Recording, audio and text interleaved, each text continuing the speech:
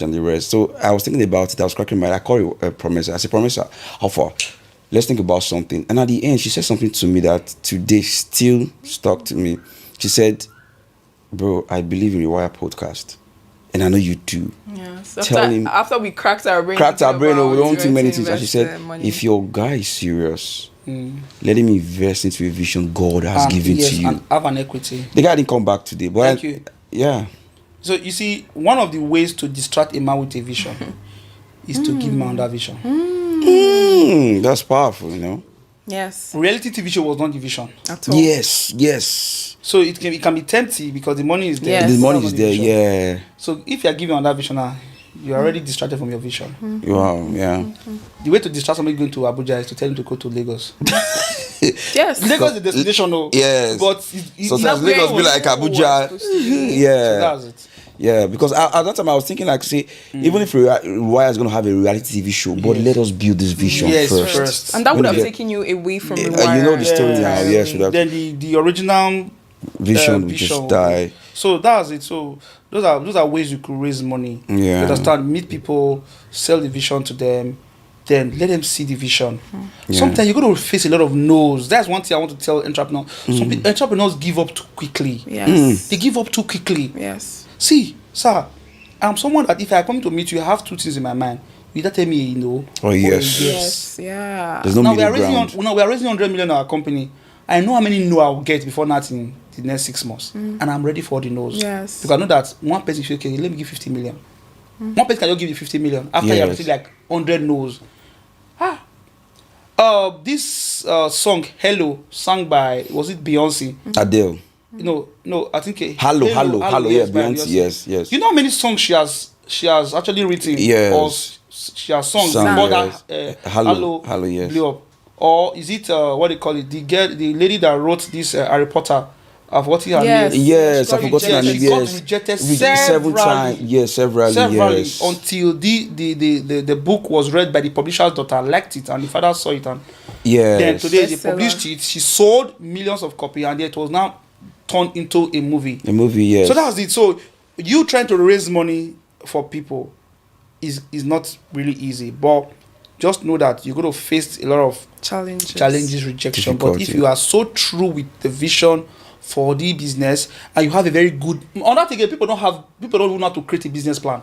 That's also something. Are you sure we're not gonna have a part 2 for this? Yeah, we should bring him on again. What I'll do okay, for Rewire and for people watching us today, because of Rewire, I'm going to be having a free consultation for people. Thank you, Rewire family. Thank you so much, sir. People who want to set up a business, people who want to know how to put together a business proposal, because I've used business proposal to raise millions of naira. Nice. So I can tell you I'm an authority in this thing. Yes.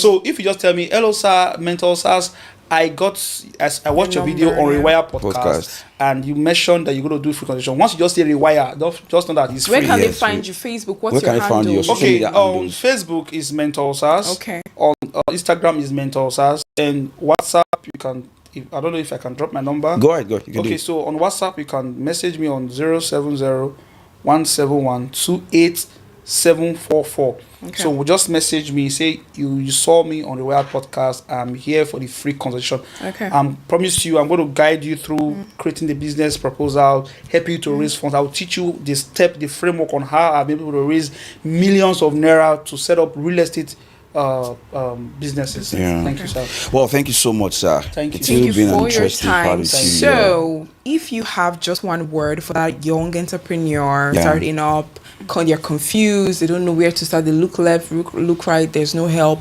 What's just one word you have for that person? The one word I have for that person is believe. I love that. Honestly. Believe. Yeah. Just believe. See, there's a way believe helps to ginger you up. Yes. Believe in that thing. Okay. Yes. Believe that it would work. People will talk you out of, people want to talk you out of it, your friends, your family members, but just believe. Just believe. My pastor today is shaking the whole world with a vision that the father almost frustrated him with. Wow. But the mother believed in him. Wow. Beautiful. I pray he finds a time to watch the podcast. Yeah. Today he's shaking the whole world with that vision that the father never accepted. That's it. Believe. There's something I love about you. It's about the mindset of not giving up or just pushing through. Yes. Seriously, because it's the right mindset attracts me to the right people. Yeah, that's true. So that's it. So the energy creates an energy for me. So I love the way you listen. Like do it, because I think the number one problem that actually stops entrepreneurs for achieving their goal is a wrong mindset. Yes. I think you've mentioned a lot of them. So. Wrong mindset, negative thinking, negative thought patterns. They're always thinking negative. And I don't also blame them. Okay, I blame them because it's their choice. But environment, it can also influence your thinking patterns. That you are a sum total of the 5 closest persons. That's true. Who are the people that are closer to you? Surround yourself. Exactly. Who do you discuss ideas with? Who are the people that you are talking with? Yeah. If you check people you hang out with, what do people discuss? You know, what do people discuss? Sir, this is a very, very, because we talk about thinking pattern. Yeah. What do you hear? Okay, just imagine a child who listens to the father, the mother, the father's friend, talk about billions, talk about companies. Just imagine. Then he gets to school, his classmates are talking about investment, their father's investment. You begin to build a mindset. So it's all about money now. Yes, you build muscles, stress, you understand? investing. And I know that we didn't grow up. I didn't grow up. I don't know about Professor. Me, Professor, grew up in from a very rich family. It's okay. But for me, I didn't grow up in a rich family, right? But I had to leave an environment at 17. I left my father's house. Wow. At 17, because the environment I grew up in was a very toxic environment. Yeah. Since I left at 17, I've never returned back. I only go visit and leave. Yeah, you don't belong there. I don't belong there. Yeah. Because the environment could have finished my destiny. Yeah. Yes. I love that. So who are the people? What do people talk about? Yeah. So one day I sorry if let me just quickly chip. Go ahead, chip the story. So I was flying from, I think, was it from Abuja to Benin? Yes. From Abuja to Benin. So I bumped into an old school friend in Abuja airport. So we were boarding the same airline. So where we were going, I was like, guy, just see those private jets. Yeah. So it wasn't like people get money. You know what I told him? Yeah. I said we're going to buy somebody to just do airline business. Yeah, that's you see the mindset. Exactly. Yeah. You see where it was tilting you towards. You see the mindset. I said we are going to buy something like this. To do businesses, you know. Airline, because Alan Oyema that own Airpeace is not a spirit. It's not from one sky or wherever. The owner of is it Bet Niger? Yeah. He's owner of Value Jet. Yeah. Yoruba. Yeah. I think Complete Sport too. The man that also own Complete Sport. The man is a human, not a spirit. Did I got to meet Arumeni? Arike Line. Okay. I was like, I got to meet the person and his brother. I like, seriously, I'm meeting these people. So Dangote, there was no port that they could take Dangote's machinery that was used to build Ferrari. Dangote started building his own port. So see, sir, there's the way these people think, sir. Yes, there is. That's why I said I think in the beginning of the show that what I've come to discover, the difference between successful business icons and those struggling is just mindset. My role model is Tony Elumelu. I'm so consumed with that man. I follow that man. Even when he's doing jogging, everyone they follow the jogging, they do them too. Because the way that man thinks, the man thinks, you know his concept of African capitalism. This man is talking about entrepreneurs dominating in Africa, using your ideas to industrialize Africa. Wow, these men are fully grounded in Africa. Level. Yeah, you understand? I think it's high time we start thinking out of our immediate environment. Yes. Let's start providing African solutions for global challenges. We can do it. We can do it. So who are we talking with? Who are the people that we are relating with? What are we thinking? What are we thinking about? Yes. Yeah, we shouldn't be consumed with the impossibilities that the Nigerian environment has created for us. We should think higher, you know. I understand that we already have limitations. We already have somebody said something that he said when you are a Nigerian, the chances of you succeeding is already reduced. But I beg to differ with that statement, sir. I do too.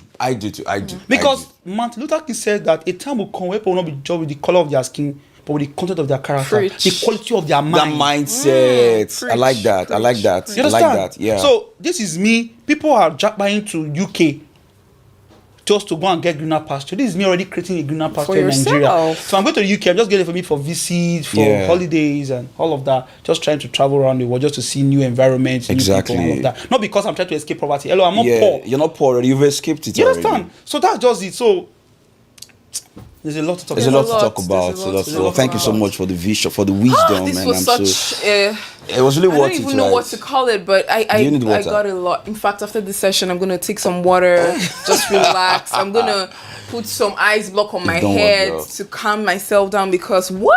A lot of people need to know Thank you so much. Yes, amazing. The Warri podcast is, I would say, this is me. I'm not trying to be proud. Yes. It's the #1 transformative podcast in I Nigeria. Yes, thank you so much. For the caliber of people that are, I've been watching the Warri podcast, even weeks to when I met Promesa first time in an event. She sent me the link. I've been watching this morning. I watched Mr. Amarabe talking about Beyond the Bank. Beyond the Bank. Yes. I watched one about spiritual wife. I watched one other lady who went to this Big Brother Nigeria. Yes, that's Anthony. So to tell you that I've been watching, I'm not just here because I've also been watching. So you guys are really doing a lot. Thank you, sir. Thank you so much. In the next 1 year, sir, the Warri podcast will be so massive. Amen. Glory! I will receive it. So massive. Yeah, we receive it. Yeah. And I give it to you. And thank you so much, sir. I'll talk to my team so we can see how we can sponsor. Thank you, sir. This. I also want to be part of your success story. Thank you. Thank you so much. Yes, you will see. You have to partner with us. Talking about sponsors. Do it, baby. Today's episode is sponsored by The Bridge Bookshop. Yeah. So, if you are someone who's invested in self-development, you want to expand your mind, just check them out on Facebook, Instagram, The Bridge Bookshop. And, reach out to them. What's the kind of book you want to read? Is it money, business spiritual, whatever? They have it. So if we are also open to sponsorship, you can reach out to us, Rewire Podcast, and we will put your business on the show. Yeah, you can sponsor any edition. It's the time of the episode where we get to say goodbye. I don't like it. It pains me. I wish I could stay all night, but we cannot do that. This is what I'll say. Okay. I'll leave this place. I'll leave this studio. Okay. With my body. Your body. Okay, but spiritually. You're still here. Yeah. Okay. But me, I don't know if I will agree with that Honestly, one. I was like, we should continue. I was like, come on. Yeah, I would say thank you so much. We're gonna have a part 2. Yeah, we're gonna have a part 2. Yes, and thank you for staying with us through all the struggles we had today, despite the struggle, technical issues. And I was looking at your face while I was there, working with the audio guy, and you always asking, "Is it working? Is it working?" Then something clicked on me. It will work. It will work. It will work. And when Promesa chatted you back and you say you're coming back, when you came in, I had to hug you. And you guys didn't even give up. That's to say, if you stay long enough on the vision, it will work. Yeah. When Promesa came to me, when she came to me, I was like, "What next? What next?" Yes. I had to say, we have to reschedule, but I didn't want to say that. When she came in, I have to talk to her, I have to give her something, I have to reply. But I was telling my guy, and thank you, Gabis. Thank you for you. You have to make the call for, thank you very much. Thank you. It's a good thing to surround yourself with spirit-filled people, and I'm really enjoying from that. Thank you, sir. So, thank you for coming on the show. I love you so much. Thank you for the words. Mentor, for everything. We say won't pay you. We're not going to pay you. That's all. This is $1 million dollars. I'm telling you. Conversation. Okay, guys. Thank you. Thank you so much, guys. Subscribe. Follow our handles. Tell a friend to tell a friend. Yeah. And happy birthday to Samson. I'm still waiting for the karaoke party. Samson. It will happen, seriously. Okay, for me, it's... Yeah, goodbye. Is it good night? Oh, she's bye. Good night. Good day. Whatever time you're watching this. We love you from the Rewire family. I remember, think of how to raise funds for your business. Yeah. Bye-bye. Yeah, of course. Think about how to raise funds. So for real. My goodness. Bye. Bye. Love you guys. This is TVM. TVM delivers breaking stories, global headlines, and the moments that matter. From exciting sports action to exclusive local events, we keep you connected. Celebrate our culture, people, and voices with powerful documentaries and inspiring stories. Experience premium entertainment, from trending music to urban lifestyle, and beyond. Grow your spirit with life-changing messages and uplifting perspectives. Lead the way with bold conversations, fresh ideas, and thought-provoking shows. Wherever you are, whenever you want, watch TVM on all your devices. TVM, your world, your network.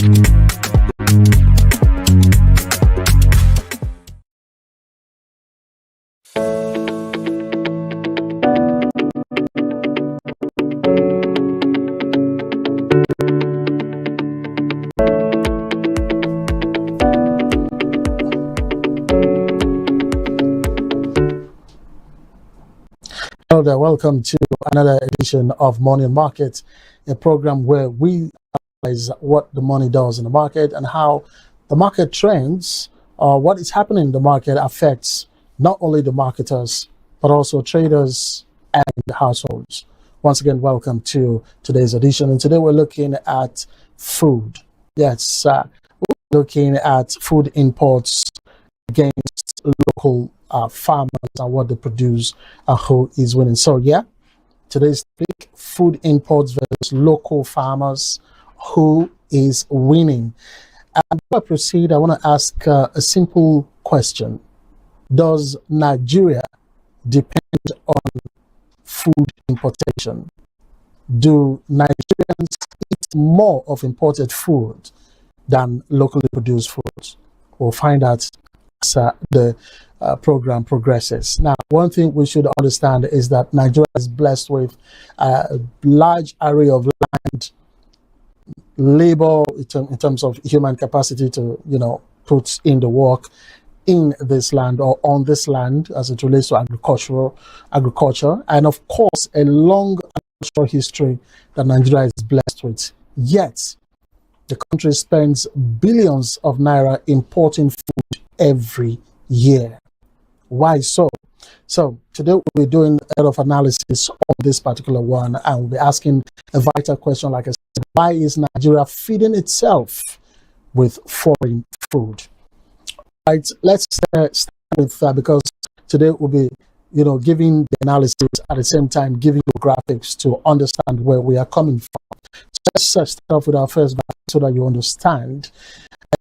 Annually, it is put the estimates what we spend when it comes to food import bill is approximately between 10 to 12 billion dollars, that food import bill annually. But the thing that most of us, when it comes to that question that we asked earlier on, that do Nigerians depend a lot on foreign food as against local food? Look at wheat, for instance. Heavy reliance on wheat. We import 95% of the wheat we use from abroad. We bring those wheat from abroad, from outside Nigeria. So invariably, it means that about 5% of wheat is what we have in this country that we can put into use. Okay, what about fish? Because before I came on the show, one of my producers was saying, but how? We have rivers, in Nigeria where we could harvest fish. Well, from the south side of Nigeria, especially the Delta, where we ought to have fish, is being polluted as a result of oil exploration and exploitation. So, from what we are seeing right now on the screen, 50% of the fish we eat are imported. So low demand outpaces production in this particular sphere. And like we always say, when it comes to economic matters, inflation will never go away. We're not talking about real-time inflation. We're looking at food inflation on this one. And more than 30% of food inflation affects households because of rising prices of goods and of course on commodities. So we can now say that high imports, when it comes to food now, high imports plus weak local supply will result in rising costs. Definitely, because when you look at it, somehow we are we have seen over the years that most of the goods that is imported into the country when it comes to food, or not only food, even non-food items, they're expensive. Okay, when you put them vis-a-vis the local produced ones. Let's take an example of rice. You know, we have the locally produced rice, and of course the foreign produced rice. Because of how smooth and how clean and how good probably the imported rice seem to look, you know, and feel, you say they're kind of expensive compared to the locally produced rice. But then again, the locally produced rice, most of them, you get to see debris in them, stones, chaffs, and whatever. Then, though some are trying these days, but yeah, you can't rule out dirt in the locally produced rice. And so most Nigerians opt for the imported rice. All right, let's go away from that one. Let's look at Nigeria food import dependence. This is where you get the thrift of what the director are talking about. Nigeria food import dependence. Now look at the bar graph in front of us right now. You look at the two colors. We have a red color, and of course we have well, kind of green color right here. But one thing that we ought to understand here is that food imports, as at 2024, the estimated amount we spent in 2024 on food import was $4.7 billion, not naira now, $4.7 billion. That's the estimate of what we spent when it comes to food imports at in the year 2024. What about trade? Doing business. When it comes to food imports during this crisis period is estimated at 4.5 trillion naira. Not really good. So when you look at it, you see that the imports are showing red, which tells you that it outpaces the one that we locally produce, which is the green. It tells you that numbers, it outweighs what we produce here. So from this graph, from this slide you're watching on your screen, you could tell invariably that we consume more of imported food than the locally produced ones. But don't take my word for it. We'll go into all of that pretty soon. So here we conclude by saying that imports remain critical, no doubt about that, to Nigeria's food supply. Imports remain critical. Like I said earlier on, I just gave an instance of rice. What about the wheat that I talked about? Now, the wheat is something that we use for many purposes. So when it comes to food items in Nigeria, and the estimate that I gave, or that we saw on the screen, was saying that approximately 95% of wheat that we use today in the country is imported. So that's a heavy reliance on wheat from foreign soil, not here locally produced. So one thing that we also must understand is there are reasons for this food dependency on locally foreign produced ones. Some of the reasons or factors that we will look at as the program, today's topic progresses today, will be population growth, when you look at it vis-a-vis food production gap.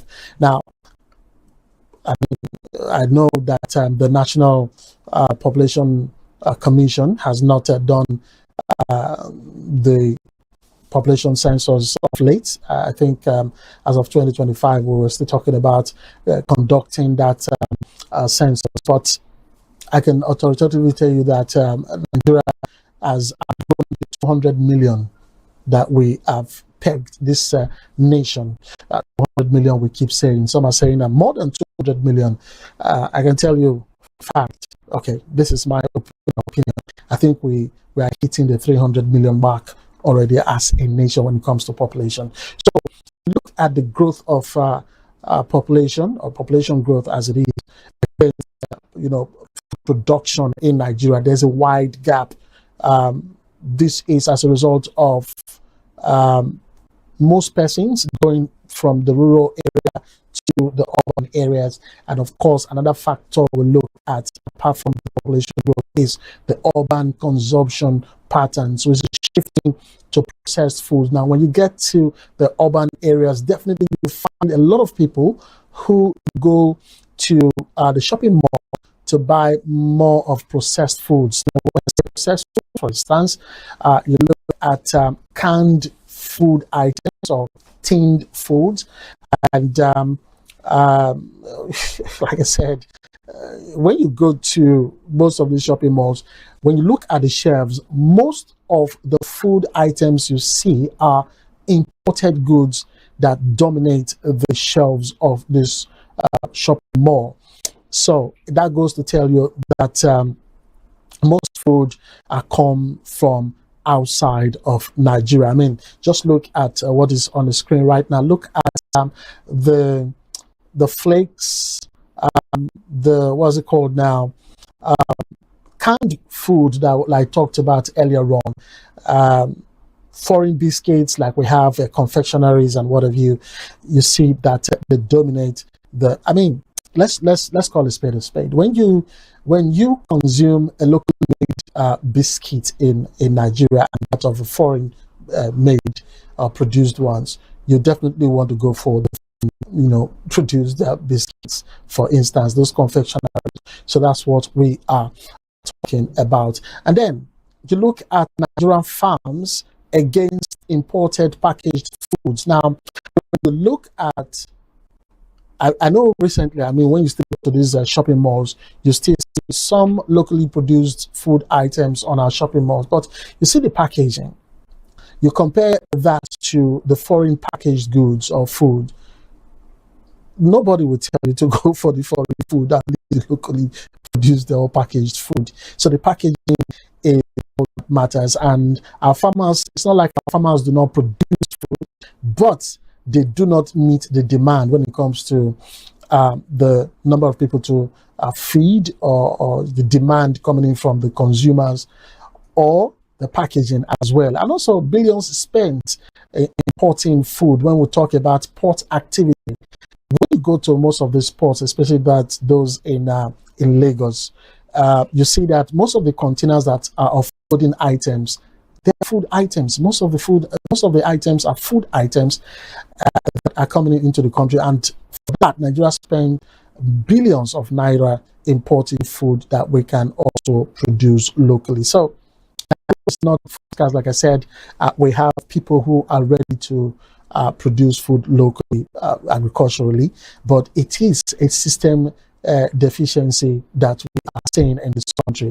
And if we can work on that, definitely we could be seeing more food locally produced and more demand. So if imports are filling the gap, like I said earlier on, the next question would now be, why can't local farmers meet demand? We talked about how it is that I think it was during the Warri administration where the borders were closed or shut down in order for us to feed the nation by ourselves. We had the rice pyramid and all of that. I don't know what has happened to all of that now. We saw locally produced rice going round and of course meeting the demand of the Nigerian populace, but they didn't really meet the demand. That is where we'll leave it at that. But we'll still go on a break. But before we go on that break, let's quickly also that let's look at the demand and supply gap when it comes to food production in Nigeria. Like I said, statistically, we are told that we are 200 million. Yeah, no doubt about that. That's the population. But the rapid urban food demand growth is really, really high.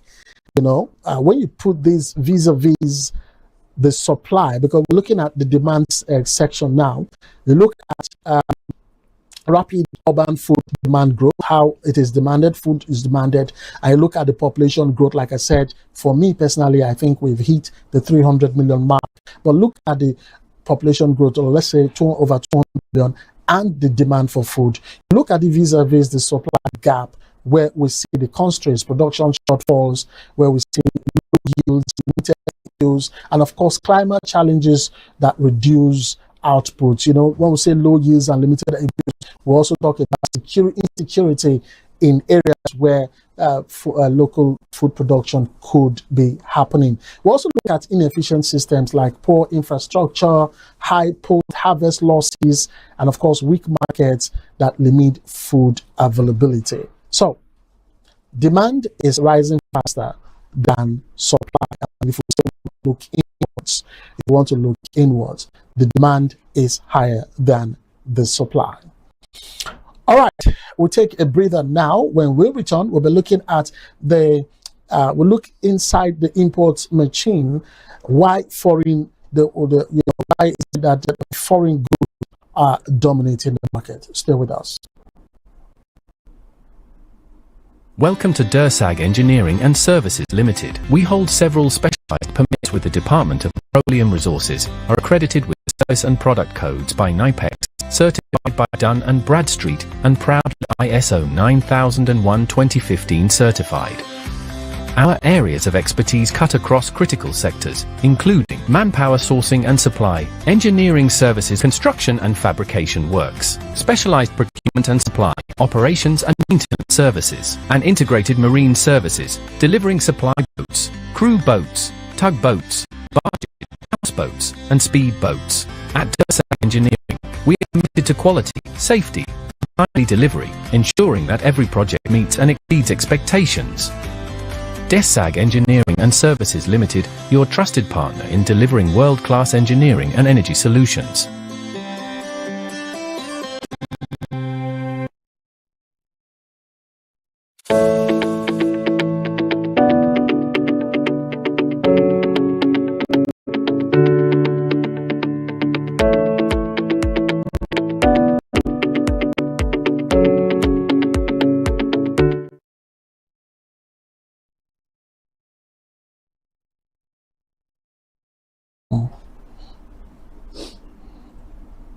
All right, welcome back from that pause. And of course, if you just joined us, this is Morning Market on TVM. All right, before we went on the break, I said we'll be looking at why foreign food dominates. I mean, before on the other segment, previous segment, we saw on the shopping mall shelves how foreign foods dominate those shelves. So, one thing that we should understand is that Nigeria is not actually a country that is not blessed with natural resources. One of them, agriculture, as it is. We are blessed with, land that are not only arable, land that are very, very good for agriculture. So, when we talk about food imports, it's not accidental. It's a structural thing. It's something that ought not to be. But like I said, the system is an issue. But let's look at some of the core reasons or factors why this issue of foreign food or food imports dominating the. First of all, demand outrunning supply. We touched on it in the first segment. Demand outrunning or outpacing supply. Now, when you have in economics generally, where the demand is higher than supply, then there is deficiency, there is lack, there is insufficiency of that particular thing that is being demanded. Now, in this particular sphere, we are looking at food. The locally produced foods are not enough for the populace, so to speak. So, the demand for food, for instance, we talked about the issue of fish, because I know when we showed that slide that imports 50% of the food that fish that we eat today. I know some persons will be like, but there's fish everywhere now. Well, There are some fish that we eat that are from Nigeria. All right? I know it's surprising to you, but that's the reality of things, because the fish that we have here will not be able to go around. So we have to augment, we have to bring in to cover, so to speak, in economic terms. So that's why we say about 50% of fish that we eat are imported into the country. So, like I said, demand outpacing supply. What about wheat? Yes, we have to a level we produce wheat in Nigeria, but you see the analysis I gave earlier on, 95% of the wheat we use today in the country are imported. So if we had to, rely on the about 5% that we produce, it will not be enough for local consumption. So you understand. Now, under the rapid, for the demand outpacing the supply, like I said, rapid population growth is the major reason for that demand outpacing supply. Because when you have a lot of people in a small place, for instance, I'm just giving this instance now, you have a lot of people in a place where you have just a limited amount of water to go around that large number of people. Before it gets to that person, water will be finished before even half of that crowd that is waiting to tap from that water will get to them. So rapid population growth is a thing that brings about demand outpacing supply. What about changing of diets? Now, I talked about wheat, right? 95% of the wheat we consume today is imported into the country. Now, for those who have health issues, especially the diabetic patients, they are told to go take wheat bread, right? So, changing of diets is as a result of that. What about noodles? Sometimes we say locally produced noodles are not even healthy to consume, so to speak. Though there was a time a certain noodle producing company, was called out that they were producing fake noodles that were affecting the health of people, though they came out and probably withdrew that particular product or came to counter that statement. But all the same, we had issues. Then frozen foods. Talking about frozen foods, fish again will come into this particular discussion. So this is all under demand and supply. Then the next is wheat problem. Another factor why we're seeing imported food dominating our local food. Now, the climate mismatch for large-scale production of wheat is a very worrisome factor. Wheat, the condition that we have here, does not actually encourage large wheat production or large-scale production of wheat. So that is a problem. And heavy reliance on imports for flour industry is another thing. Yes, flour is another food item that we import largely from abroad. I mean, what we have here in Nigeria is not enough. Let's look at the wheat dependency crisis in Nigeria. Maybe you get to understand all that I have been talking about. This is data packed. So it's not my own analysis on this particular one. Now, Nigeria's wheat supply is overwhelmingly on imports that are imported in the country. Like I said, local production of wheat is less than 10%. If you remember, I said it's about 5%, approximately 5%. Why the imported wheat, like we talked earlier on, is from between 90 to 95%. All right. So wheat imports are projected, according to the data in front of us, says it's 4.4 million tons. All right. Now, this is very worrisome. 4.4 million tons. So Nigeria depends heavily on imported wheat. We've talked about this one. Let's go to our next factor why we have imported food dominating the Nigerian market. Cost advantage of imports is another factor that should be looked into. Now, global economies of scale is on one hand, then subsidized agriculture in exporting countries is another hand. Now, when we talk about cost advantage of imports, was it a couple of days ago, or was it yesterday? We're talking about the comparative advantage of Nigeria, and we're asking, what is it? Anyway, let's not go into all of that. But global economies of scale has made it very difficult for us to have more of locally produced food that will compete with the imported food, so to speak. Now, because of the way agricultural produce are subsidized, it invariably means that anyway, this is just trying to help the locally produced ones for exportation purposes. So even the few that we have, that we are producing, that is supposed to feed the nation, we are even exporting them. All right, so this is what this is all about. Let's look at the food import drivers of the economy, where we'll talk about, we've already talked about some of them. Population growth, this is one of the driving factors.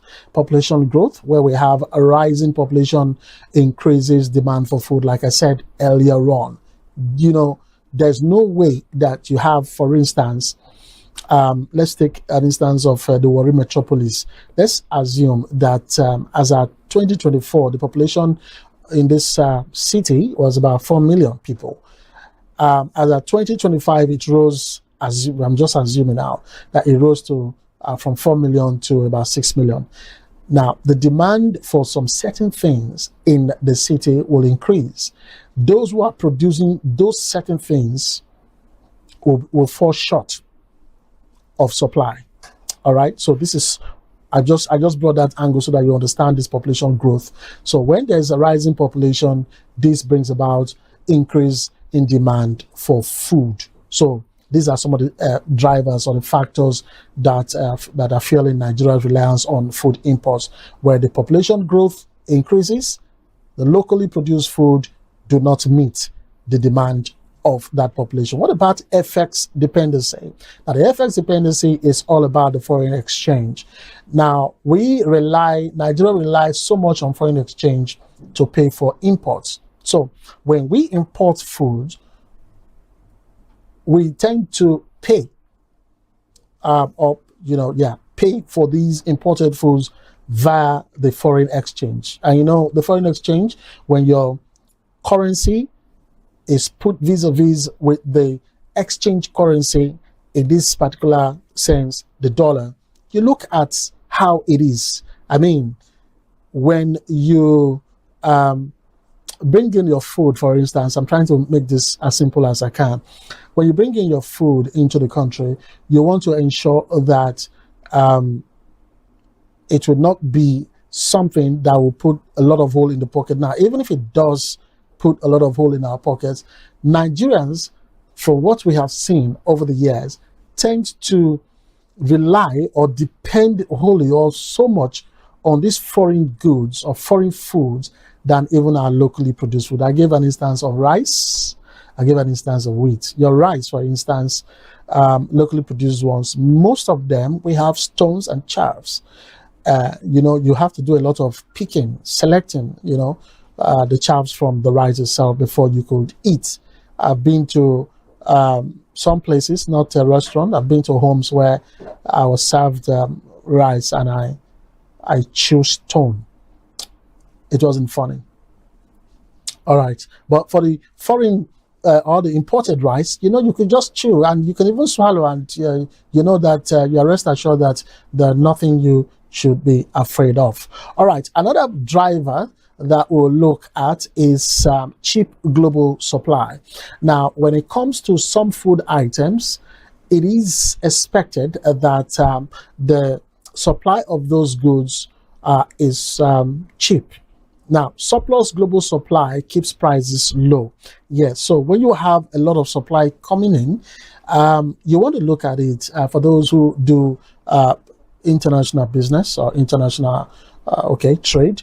You get to understand when we say cheap global supply. Now, when you have a lot of supply coming or surplus global supply coming in, there tend to be prices coming down, maybe as a result of discounts with the volume of what you are importing and all of that. But in the local market or for the local producers, it's not like that. I mean, we those kind of things. So yeah, one of the driving factors here again, or the key factors fueling Nigeria's reliance on food imports, is as a result of surplus global supply prices coming down. And then lastly but not the least is the processing advantage. Now, imported input actually supports local food manufacturing. Okay, in other words, you could import machineries from abroad, to support your local food production. For instance, those who are into mechanized farming, those tractors and machineries that you use, or machines that you use in your mechanized farming, those materials or those machines are imported from abroad. So processing advantage, not a problem when it comes to relying on some of the food imports that we have. All right, let's go away from that one. And another thing that we'll look at is the supply chain efficiency. Now, imported goods, I like you to understand, arrive processed. Okay, I don't think there is any imported good that comes fresh. If it's coming fresh, it has to be frozen. Okay, so it's all part of being processed. They are processed, they are packaged, and they are ready. That's for imported goods or foods. What about the locally produced foods? Are they processed? Are they packaged? Are they ready? So these are some of the things. For the imported food, you see the supply chain efficiency, very, very efficient when the supply is ready. They are well packaged. I mean, only the packaging alone, for instance, would even want you to buy more of such, and then they are processed. Like I talked about the green beans and what have you that we have seen. But let's look at bread, the producing of bread, or bread economy in Nigeria. This will give you another understanding or picture of what we are talking about.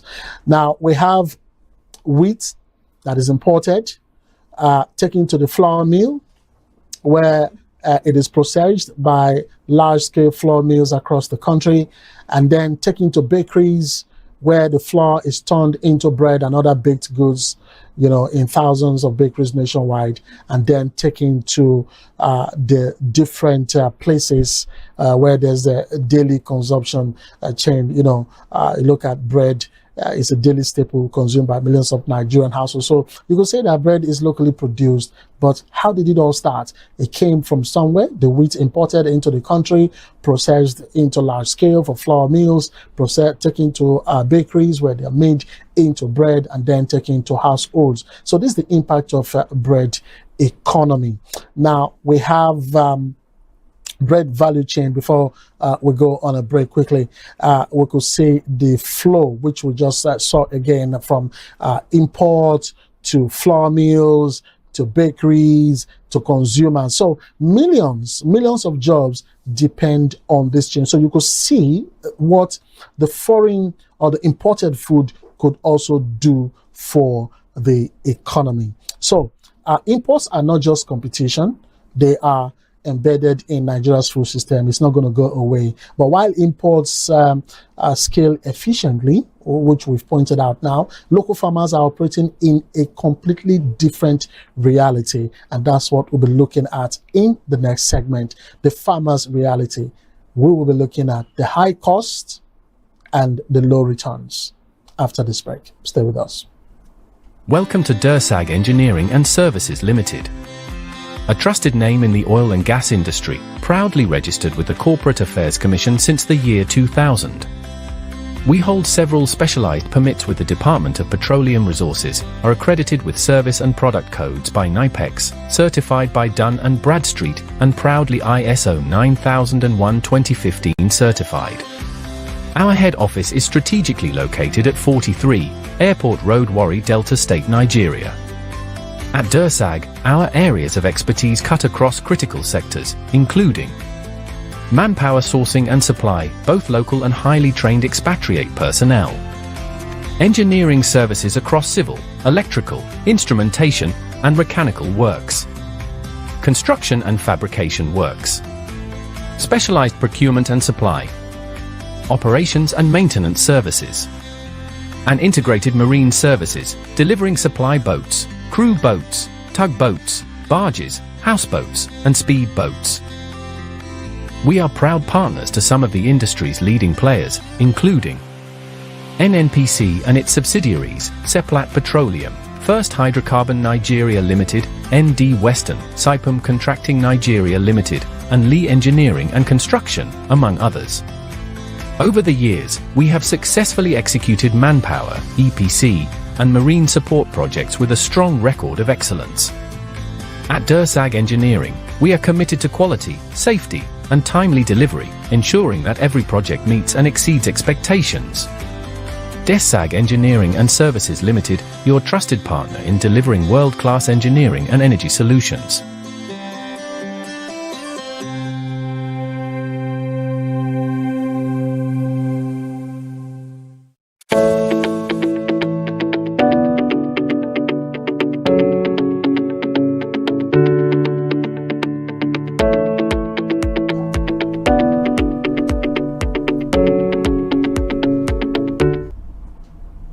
All right, thank you for being with us and of course staying with us.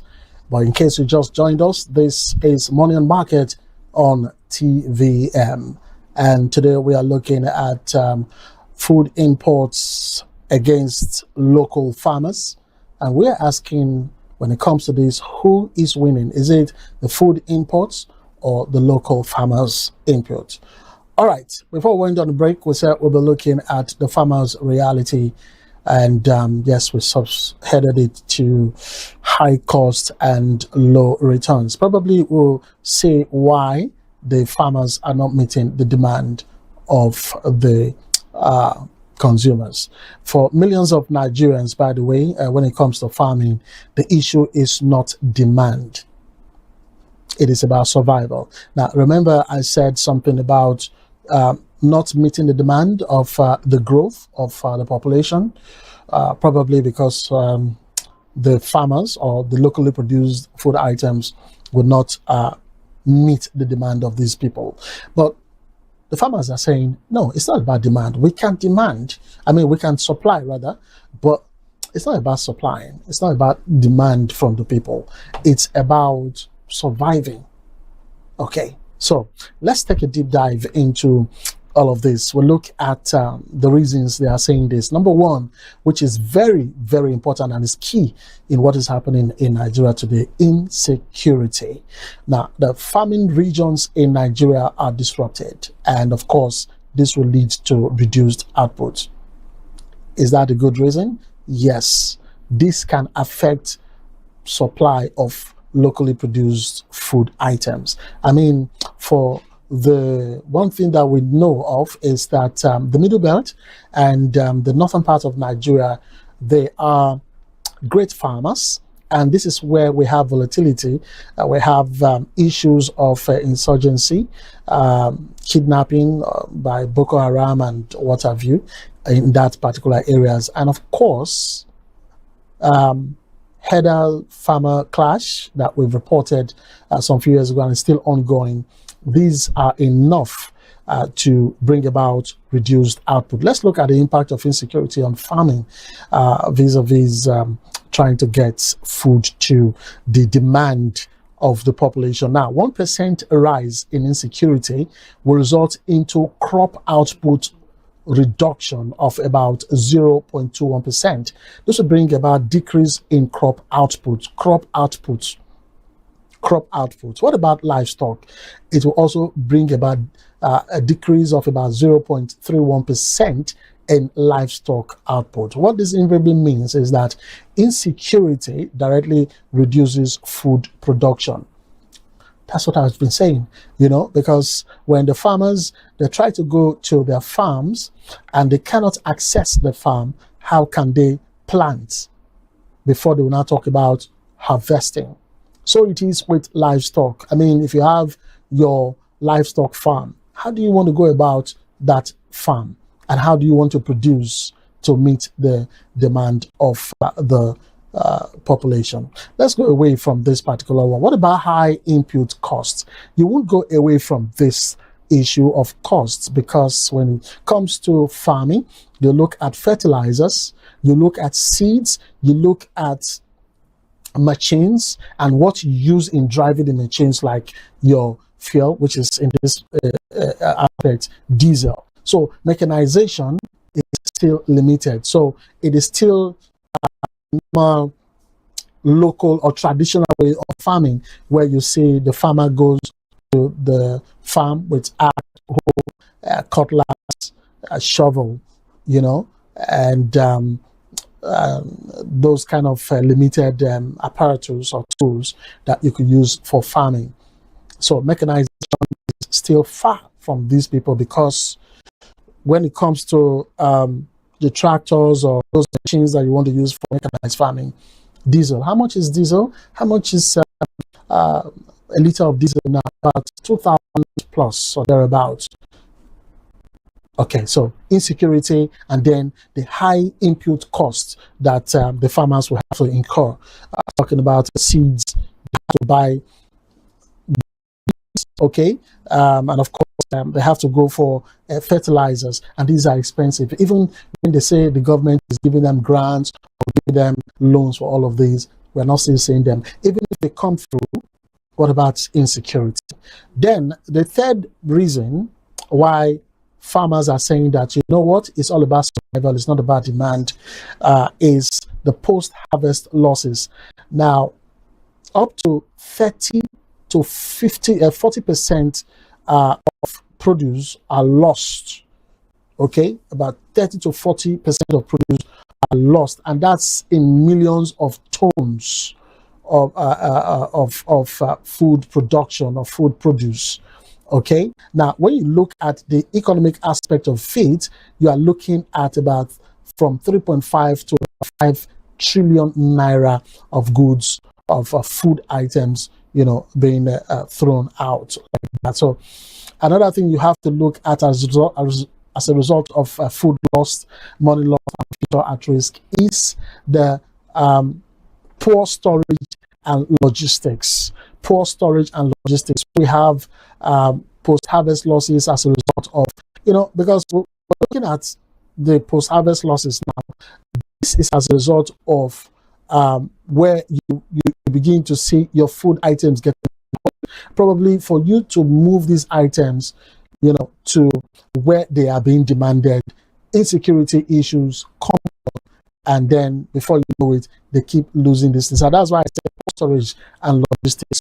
You have for the local farmers here in Nigeria, when we talked about the imported food, remember we said they are processed, they are well packaged, and they are ready. But for these ones, there's poor storage for them to store these produce, and this will lead to a loss of because these items will spoil, like you're seeing on the screen. Tomatoes, pepper, your corn. These are local produced, yam as well. They get spoiled as a result of low, poor storage facilities that they have.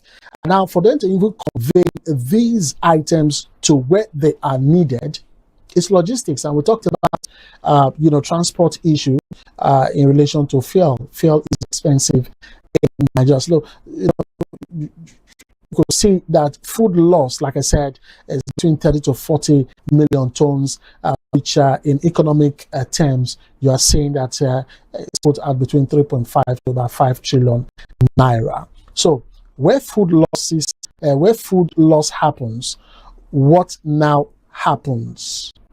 Where we now have food loss, when it happens, we'll now be saying, what does it translate into? Let's look at the supply chain breakdown.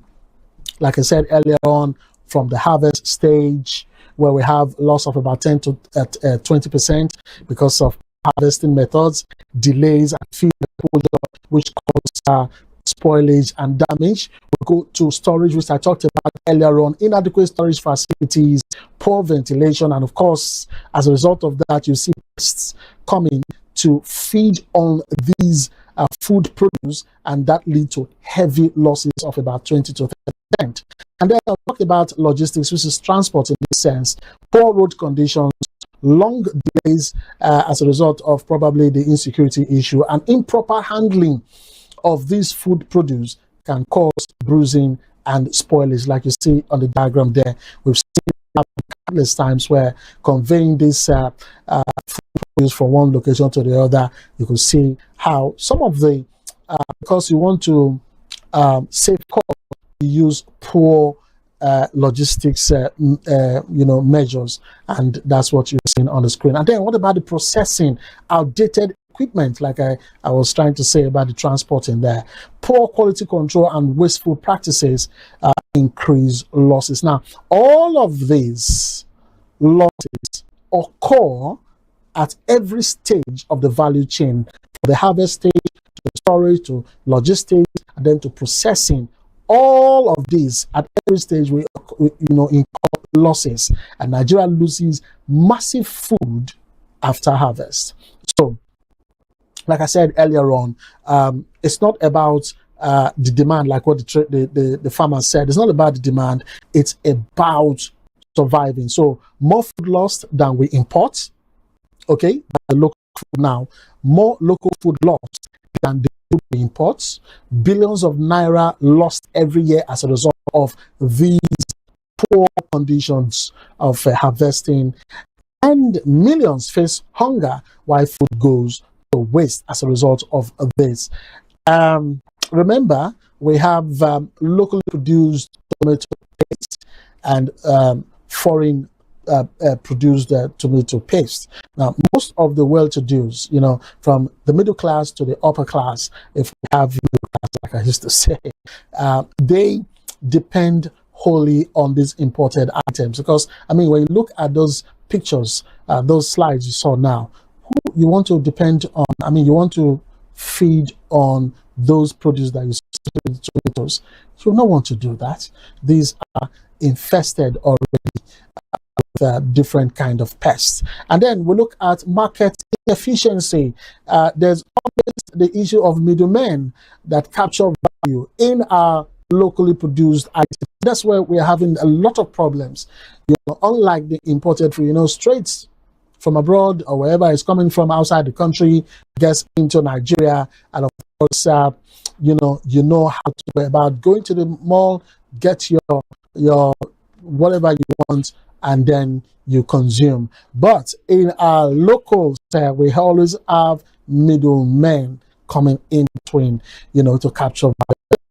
Farmers earn less as a result of this, by consumers paying more. So you see that the middlemen are the ones that are even making a whole lot of money in this particular aspect. So there's the market inefficiency. We're looking, like I said earlier on, the farmers are saying it's not the demand that's the problem. We can meet the demand. Really? Then what's the problem? They say, look, it's all about surviving. It's all about survival. And look at the things they pointed out. Are they making a lot of sense? I think so. All right, let's look at another graphic before we take a break. The value chain distortion from the farm, where we have manual farming, which brings about low productivity, a lot of labor going in there, but low yield, because farmer price per kilo program, for instance, might be like 100 naira. We're taking this as an instance. You go to the middlemen. Like I said, they are the ones that are making a lot of money because they just do nothing. Now, the middlemen, they put their price 250 naira per kg. Remember, what the farmers are selling is 100 naira. Okay? Now, they, middlemen, say 50. They are making 150 naira from a business that they did not even till the soil or even do anything. They added cost and markups in this particular one. They will say the loading, the storage, the market fees, all of these, and of course, this definitely will increase prices. And then in the market, which is the oil market now, you see that price, increase. The retail price will now increase, which is about almost 100% of the actual price that the farmers, pegged per kilogram, which is 100 naira. Now the retailer is selling for 500 naira per kilogram. The retail markup, higher operating costs will tell you, they pay for rent, for waste as well, because they cannot consume, people will not consume all of the products as a result of probably the delay from the middlemen and all of that. And then they will have to make profit, just as the middlemen want to profit. As a result, they will now and increase it more. That's like 200% of what they bought from the middlemen. So you can see that there is a system challenge, it's a system issue, and it's causing a lot of distortion from the rural transport challenges, where we look at bad roads, high transport costs, like we said earlier on, and of course delays probably as a result of breakdown of the vehicles, security matters, and then to the post-harvest losses, like we highlighted earlier, storage, no cold chain, storage and waste, and then about loss of income. What about the lack of market power? Yes, for the small scale, no bargaining power in this particular one, and we'll take what you get. All right, so this is just distortion. So the local farmers are not failing. All right, like I said earlier on, that's what they're saying. Is they're saying that it is the system around them that is failing. So with imports rising and farmers struggling, who is actually now winning the battle? Remember, that's how we started. We're asking, food imports, local production, who is winning when it comes to food matter? We'll find out when we come back from this break. Welcome to Stag Engineering and Services Limited. We hold several specialized permits with the Department of Petroleum Resources, are accredited with service and product codes by NIPEX, certified by Dun & Bradstreet, and proudly ISO 9001:2015 certified. Our areas of expertise cut across critical sectors, including manpower sourcing and supply, engineering services, construction and fabrication works, specialized procurement and supply, operations and maintenance services, and integrated marine services, delivering boats, crew boats, tugboats, barges, houseboats, and speedboats. At Dersag Engineering, we are committed to quality, safety, and timely delivery, ensuring that every project meets and exceeds expectations. Dersag Engineering and Services Limited, your trusted partner in delivering world-class engineering and energy solutions.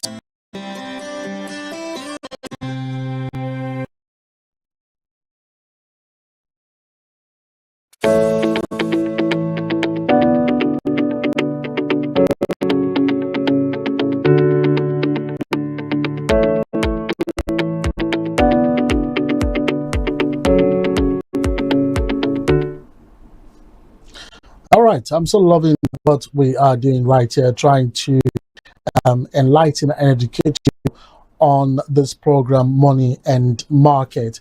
This is just tuned in. This is Money and Market, and we have been looking at food imports and local farmers. Who is winning? And that's where we are. We want to ask the question, who is winning? This is the verdict part of it. Who wins? Who pays? And what next? Let's look at the winner matrix for you to understand where we are coming from. Let's look at the group and of course outcome from each group We're looking at the importers, the farmers, the consumers, and then the government angle. Yes, the government angle. We'll look at who is winning and who is not. Now, from the importers, the outcome is short-term gain. All right. For the farmers, like I said, they are struggling. And for the consumers, they are the ones that pay more, because even if it's the locally produced food, they pay more. You see how we, analyze how the food items leave the farms, how it gets to the hands of the middleman, and how it gets to the retailers, and how the retailers get these items to consumers. And that's why we say the consumers pay more. We'll take example from that agricultural produce from the farm, where about a kilogram of produce was pegged at 100 naira by the farmer. The middleman 250 as a result of some reasons he gave, and then to the retailer, who now increased from 250 naira he bought from the middleman to 500 naira that he now sells to the consumer. So the consumers pay more. And then government angle, they are under pressure to see how to encourage local production and try as much as they can to stop the heavy reliance on imported foods. So this is not a simple competition, like we keep saying. It is a structural imbalance, and this imbalance is coming as a result of what the government is doing and not doing. Now, remember, when we allow food imports to dominate the arena as it is, then it now looks like the country is now a dumping site. Let's look at the food imbalance, the graphics to make us understand the scale balance visual. Let's see, you will get to understand that there's imports. You look at the scale now, you see that the local farming, where we have it's very light on local. We have low investment here. We have limited support coming in from the government, especially, and we have untapped potential. Now, this local farming is supposed to feed the nation. I remember a time where a one-time president of Nigeria, Olusegun Obasanjo, was a military head of states. I think between 1976 to 1979, or thereabout, where he came about with the Operation Feed the Nation slogan, how it is that he introduced agriculture to the nation. Look, Nigeria is blessed, terrible land, like I keep saying, fertile land, so to speak, and we have all it takes to feed this nation without importing food. Yeah, I can tell you that for sure. But insecurity and some other factors have dealt a big blow to all of that. All right, so that's the scale of balance. Let's still go back to the scale of balance, because I just talked about the local farming where we see low investment. People don't really invest in agriculture. I don't know why this is, because this is one sector that can fetch in a lot of money. Speaking. Now let's look at the imports. You can see, first of all, before I talk about the imports, from this graph, this picture you're seeing on your screen, a local farm, you will see fresh agricultural produce right there, and it is drawing my attention more than the pictures or the food items on the import angle. I see fresh food items, and I love fresh items. All right, so the imports aspect, where we see processed foods items now, and you could see the imported rice, imported tomatoes, vegetable oil, wheat, frozen chicken that is imported, of course, milk powder. Now, these are capital outflow, and they are capital intensive, no doubt about that.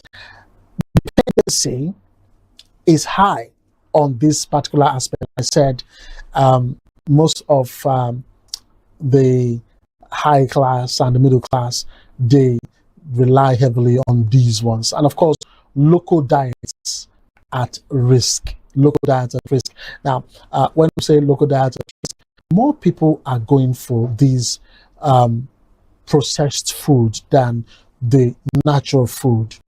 Now, the natural food will always give you, you know, will improve your health, so to speak. But we've been told by medical experts that processed foods are not the way to go if you want to keep healthy. But let's leave all that one for the medical experts. We're looking at the food system imbalance. So we see a balanced food system in Nigeria. Let's now break it down from the importers aspect. Now, remember, we're asking who is doing. Is it the imported food items, which is the importer? Is it the local farmers who are the producers, the local producers? Or is it the consumers that are winning this particular stance? Let's start from the importers.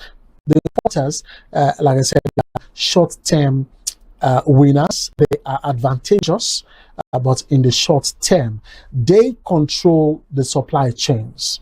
Talking about the importers, they meet urban demand, no doubt about that, because the urban demand is massive, and because we import these things, they meet the demand. The benefit from consistent demand for the importers, they benefit from consistent demand. Whatever price they put there, the consumers will always pay, right? What about, we're analyzing now, we're looking at the winners matrix now. The importers, like I said, their position is that they are short-term winners, right? For the local farmers, they have limited productivity. By the way, they are under pressure. So structurally, they are weak. Okay, so they have limited productivity as a result of the factors that we pointed out some time ago. You know, they have high risks and low margins for profit. The instance I gave of producing a particular item from the farm for 100 naira per kg, and how it is that the retailer are the ones making a lot of profit, but you know, for the farmers, just low margins, so to speak. So structurally, they are under pressure and they are weak, the farmers, when it comes to the winner matrix. What about the consumers? The consumers are the vulnerable ones here. They pay higher prices regardless of where this product is coming from, whether it is imported food item or locally produced food item. So regardless of where the food is coming from, the consumers, they pay high prices. They also are vulnerable to shocks and shortages, you know, where we have the naira, the currency, whether it improves or, you know, does not improve. That shock is affected by the consumer because it's you know, narrowed down to the purchasing value or power of the consumer, right? And they're also vulnerable to shortages. So where there are shortages, especially when it comes to the farmers' demand of the consumers, we have to face it. Of course, like I said, they are the ultimate losers. Talking about consumers, they are the ones that spend a whole lot of money. They are the ones that face a lot of shocks economically and otherwise. What about the governments? The governments are caught in between, balancing food security against economic stability. So the matrix here, the winner here are the importers, those who import the food. Though it's short-term advantage, but they are the ones that are winning. The farmers, they're not making enough. Like I said earlier on, they are barely surviving. They are barely surviving. All right, so winner matrix again. Like I said, importers short-term advantage, farmers structurally weak, and all of that. But what about the cost of dependence? Let's look at the cost of dependence. You look at the rising pressures, falling self-reliance, and of course, greater vulnerability in the cost of dependence here. We'll look at the food inflation, local production, and of course, import reliance. Now, the vis-a-vis, let's look at food FX pressure. The FX pressure is going up. Okay, this is a multi-metric dashboard, by the way. I know some of you are getting like, what is Fred doing today? I thought he said this is a program that is for the market people. Yes, that's what I'm explaining, the graphs that you're seeing on your screen right now. For FX pressure, which is the foreign exchange, we are saying that as against the same period for maybe 2025, we see the FX pressure going up with about 28.6%.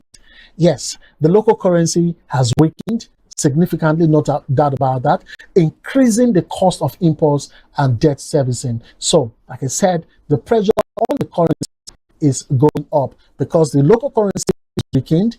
Foreign exchange will definitely be higher. All right, so let's go to food inflation. We've talked about this one before. As the same period as the FX pressure, the food inflation was pegged at about 19.7%. So food prices continue to rise, no doubt, putting pressure on household budgets and living standards. That is, if we even have a living standard anymore. So yeah, where we have food inflation going up, then definitely it translates into consumers or the households are spending more of their income on getting food in. All right, what about local production? Because we've looked at the FX pressure, we looked at foreign exchange, we looked at food inflation. We see that they are on the rise, they are moving up. What about the local production? Now, this affects local production. Local production is definitely declining from what we're seeing on the screen.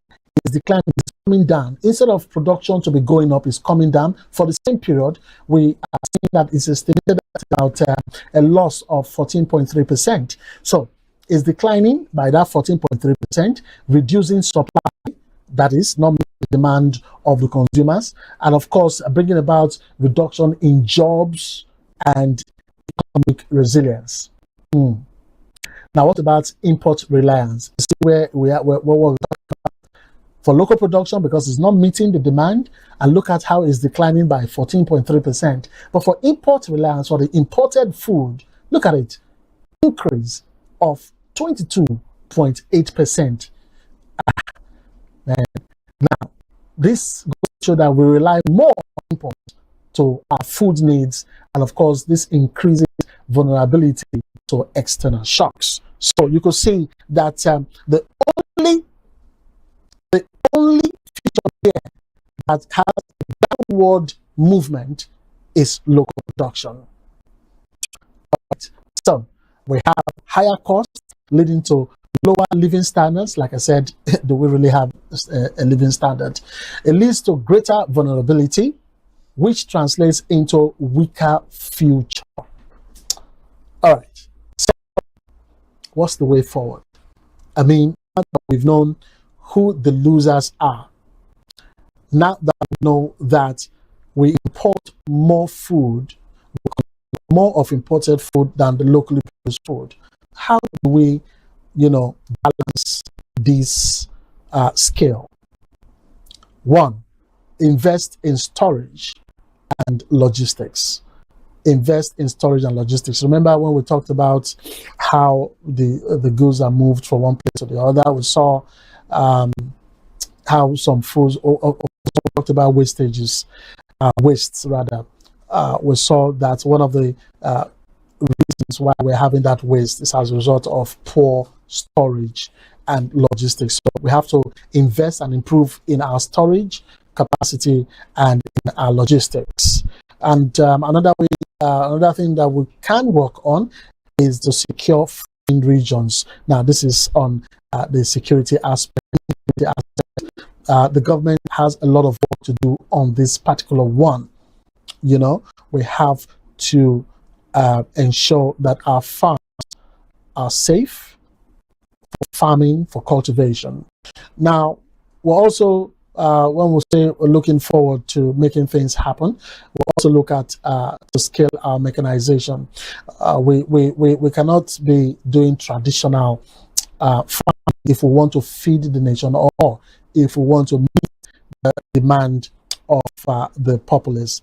And of course, another factor to take is to adopt targeted import strategy, not blanket bans, you know, banning products and all of that. No, we have to target import strategy and of course adopt those strategy. Finally, on my final note here, because I'm fast spent on the program, food imports may keep markets stocked today, yeah, the imported food, but with strong local production, Nigeria risks, you know, feeding its own people at the mercy of the global market. So once the global market shuts, for instance, then definitely we might have a lot of things to want to readjust in consuming local produce is going to be very, very challenging. So I end by saying food security is economic security. All right. So that does it for the program today. We looked on food imports against farmers' produce. We said who is winning. We know who won on this particular topic. All right. Before I leave, I just want to say that you can actually watch us on the go via our app, which is available via the Google Play Store. Yeah, you can actually download, search, and on Google Play Store, and you will get TVM Express, TVM app on that particular Google Play Store. And you can also reach us or follow us, or you can contact us by any of our social or digital platforms on Facebook, on YouTube, on Instagram, TikTok, and of course on X, which is formerly Twitter. You can also reach out to us via the numbers on your screen via WhatsApp, or you can call in to tell us about our programs and of course where you are watching us from. I'd like to say thank you for being part of the show. I remain yours sincerely, Fred O'Neill. I'll see you again for another interesting topic to discuss on. Bye for now.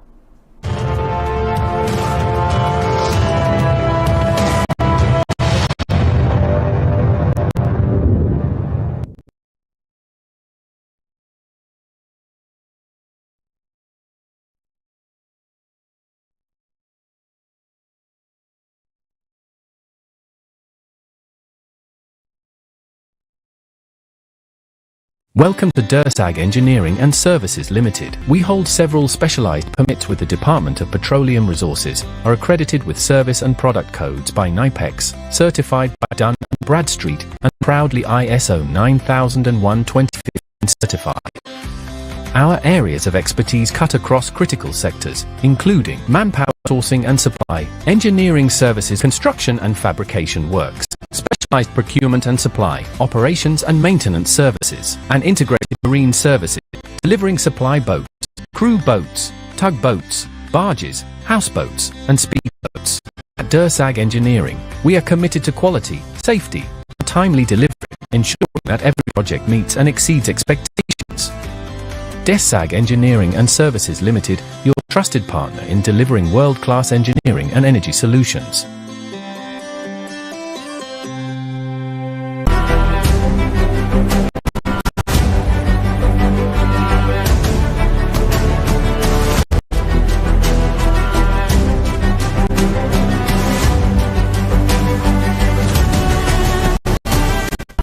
Democracy had an engine room, the National Assembly would be right at the center of it.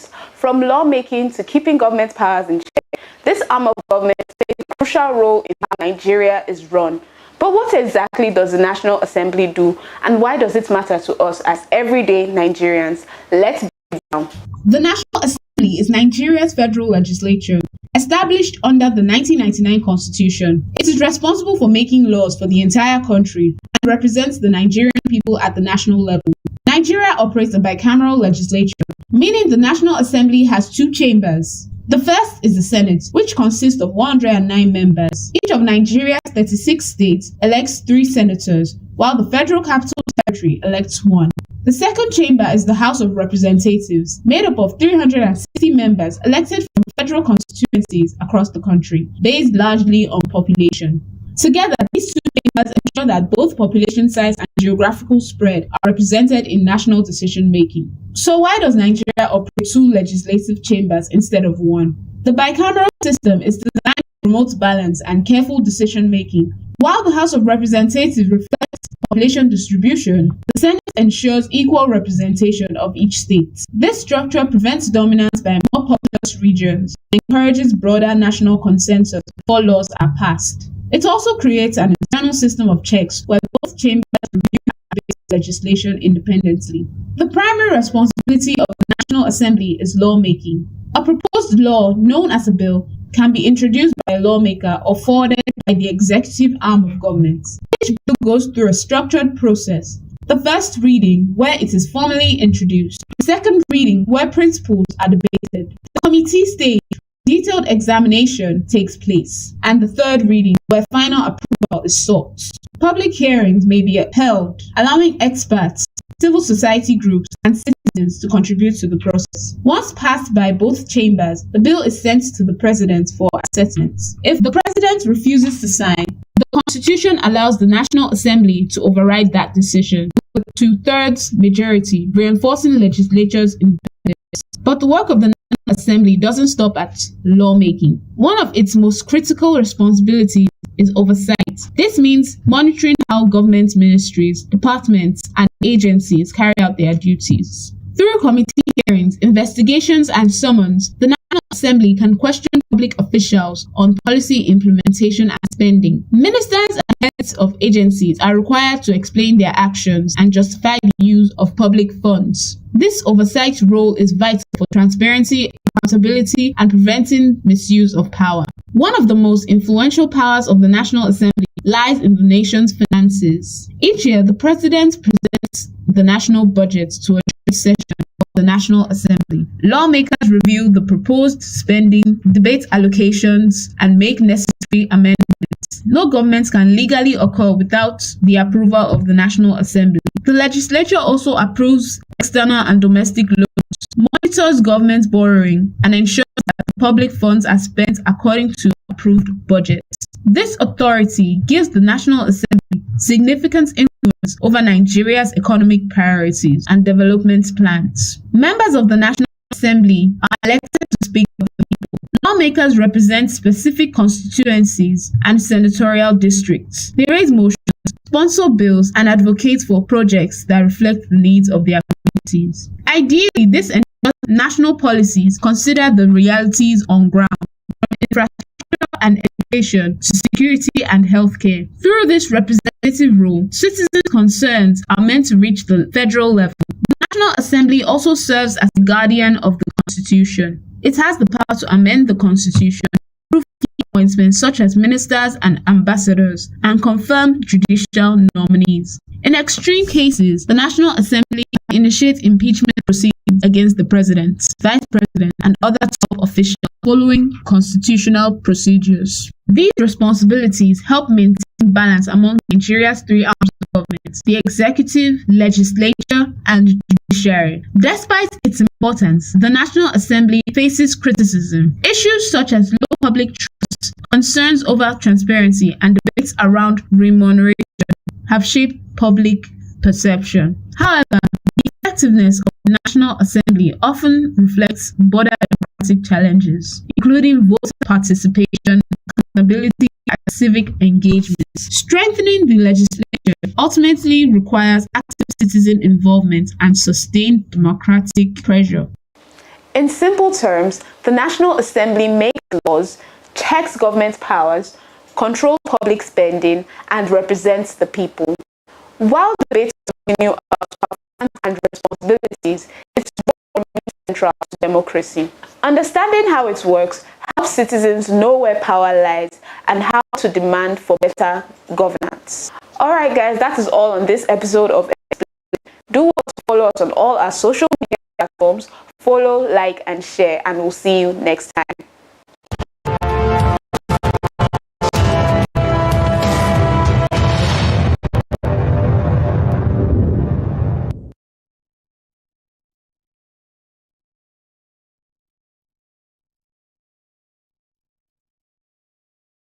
This is TVM.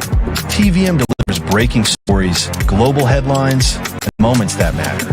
From exciting sports action to exclusive local events, we keep you connected. Celebrate our culture, people, and voices with documentaries and inspiring stories. Experience premium entertainment, from trending music to urban lifestyle and beyond. Grow your spirit with life-changing messages and uplifting perspectives. Lead the way with bold conversations, fresh ideas, and shows. Wherever you are, whenever you want, watch TV on all your devices. TVM, your world, your network.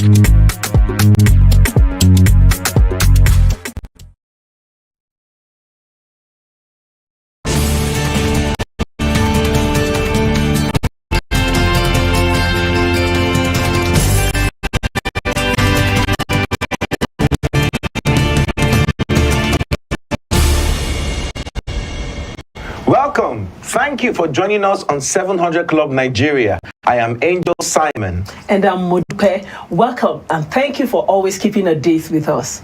Let me ask you a question, Modupe. Do you believe in miracles? Oh yes, you can't believe in God and not believe in miracles. You always know the way to put it. That is so accurate. I believe in God and I believe in miracles. Amazing, amazing. I believe in miracles too. Anyway, gospel artist Moses Everett and his lovely wife waited eagerly to hear the sound of children fill their home. And just when it looked like their waiting was about to end, something unexpected happened. Find out what that thing is as Moses shares his story. Walked upon the sea, Lord, you raised the dead. Moses Everett is a gospel artist, Hollywood actor, and a public figure. For Moses, nothing was more to him than the thought of becoming a father. So when he got married in 2009, the expectations were obvious. I was having a picture of having my children around the table and being at the center of the table and just have a good time. But it wasn't until 5 years into the marriage that this dream began to look like a reality. She eventually took in. It was a miracle. I was quite excited.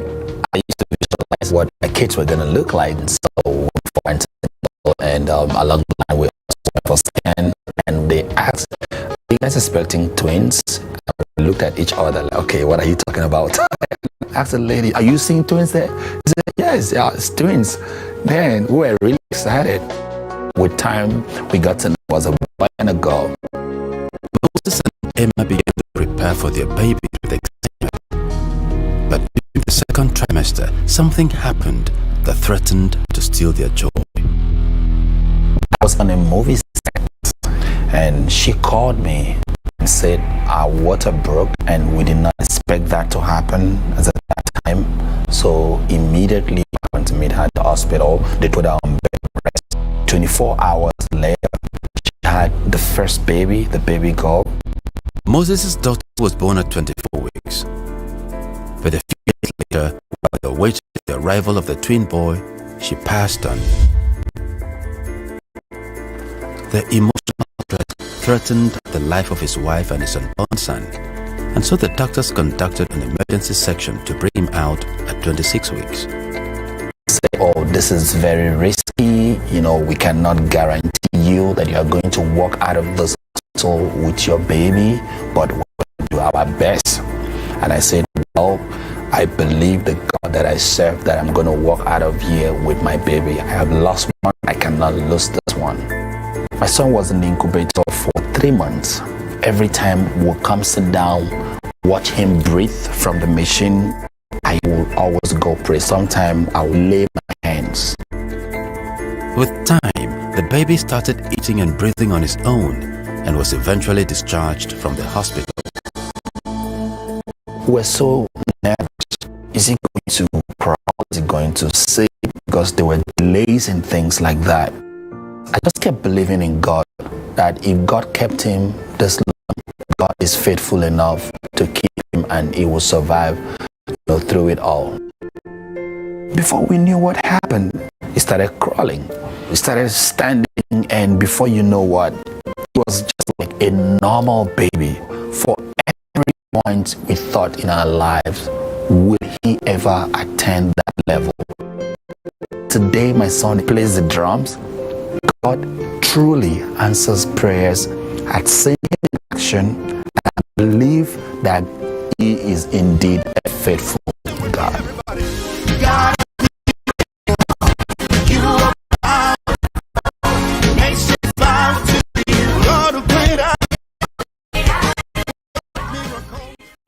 Amazing. Do you know that I identify with him in the sense that I waited for years also had our first child. Wow. There is something that happened to us while we were expectant. We had more value because we began to see that God giving us a child is a statement of trust. And the best way you can deal with the statement of trust that God gives you is to take that. And you saw that he didn't give up. He put his hand on that child and kept on praying and speaking. The value had gone up, given the fact that they asked the Lord and they waited for it. So pay attention, give all of his best.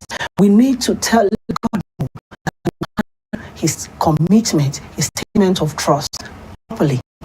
This is absolutely amazing because my second son born in the same situation. He came 6 months old, and he could fit from here to here.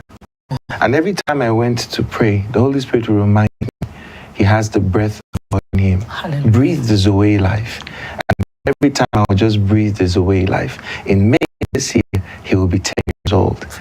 When God starts a miracle, he follows it up with another miracle. As long as you stay on track with him. A lot of us need this type of miracle, whether you are expecting God to bless you with a child, or you are waiting, you've blessed and you're just expecting the baby to come soon, or maybe you have a child in incubator somewhere right now. God follows miracles with miracles. You need to stay with God, and He will stay with you in the manifestations of this grace. I want to pray for strength for parents that are expecting a child and they are in this kind of situation. I pray that the love of God will fill your heart and the strength of God will garrison you. I want to pray for those, trusting God for seeds, trusting God for the fruit of the womb. Children are a heritage, Lord. It is our divine right, unless you don't want them, to have children on the earth, because God gave us a mandate to multiply. And by the power of the Holy Ghost, in the name of the Lord, we release fruits to you now. We release the fruits to you now. Tubes are open up. If you don't have them, receive them now. They will come up from the right. Receive them now. I pray that husbands with low sperm counts receive vitalization right now in the name of the Lord Jesus. Let the house be filled with the rejoicing of living. In Jesus' mighty name we pray. Amen. Amen. 700 Club Nigeria continues after the break with an interesting interview. Please don't go away.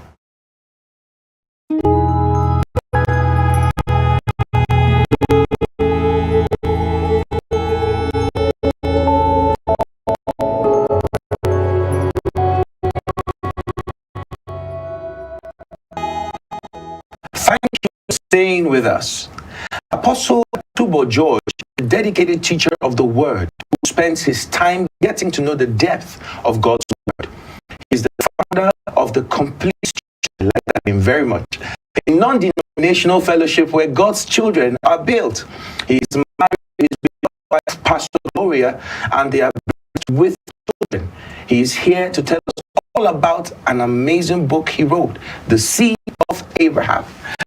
Sir, it is nice to have you. It is such a privilege to be shaking an apostle. God bless you. God bless. How are you doing? Wonderful. In a few words, tell us about yourself. My name is Apostle Atubu. Actually, I was an apostle on the 26th of January. Actually, during the launch of the book. Oh, wow. Yes. That's amazing. So that's very recent. That's very recent. So we are having experience with the latest apostle in the body of Christ. Thank you. Oh, that's Apostle Kure, who's my spiritual father, Apostle Kure, yeah. Trust Ministry. He ordained me as an apostle. Wow. Yes. Wow. How did you become an apostle? Well, we're still getting used to it. Grace to you, sir. So we hear this book. The name alone tells a lot about it. Tell us about Abraham. I think it would be good to start from how the idea of this message came about. Yes. When God called me into ministry several years ago, I actually heard the voice of God when I was on campus, Ahmadu Bello University. Oh, wow. Zaria, yes. My dream there was to be a politician. Interesting. A civil engineer and a politician. Interesting. That was my dream. What is switch? Interesting. And then when I tried to start politics on campus, God diverted me. And that's the first time I ever heard God's voice. And he said to me, I have not called you to politics. I called you to teach my word. Wow. When people say they hear the voice of God audibly, it was my first time experience that I had heard that. And then in school, and I said, okay, Lord, what do I do? The Lord said, okay, move to Abuja, stay there, don't start a church, don't do anything, I'll instruct you part-time on what I want you to do. Wait, sorry. You finished school? Yeah. You come to a town where you've not lived before. Yes. Don't start a church. Don't do anything yet. You are supposed to be in ministry. But don't do anything until instruct you part-time. That is faith. After 2 weeks, I ran away. Because, even for me, that was not, instructed in that manner. I didn't know anybody to run to, and then so after 2 weeks, I got up one day and said, God, you're not ready yet. So wow. I ran back to Port Harcourt. Okay. The second night after I arrived Port Harcourt, the Lord spoke to me and said, go back to Abuja. Now I had to be. I remember on that journey, traveling my road from Port Harcourt to Abuja, God began to speak to me. And then he said, when I told you, you didn't ask me how. So immediately I said, okay, now let's talk about the how. How am I going to survive? And then the Lord said, I have a lot of money on the earth that you don't know about. I said, where's the money? And he said, the tithes. I said, tithes. You're talking to me about tithes. He said, that's your problem. The tithe belongs to me, but my children are not bringing it to me. Interesting. We drove and got to Ada. I got a call from Abuja. I said, I said, well, I'm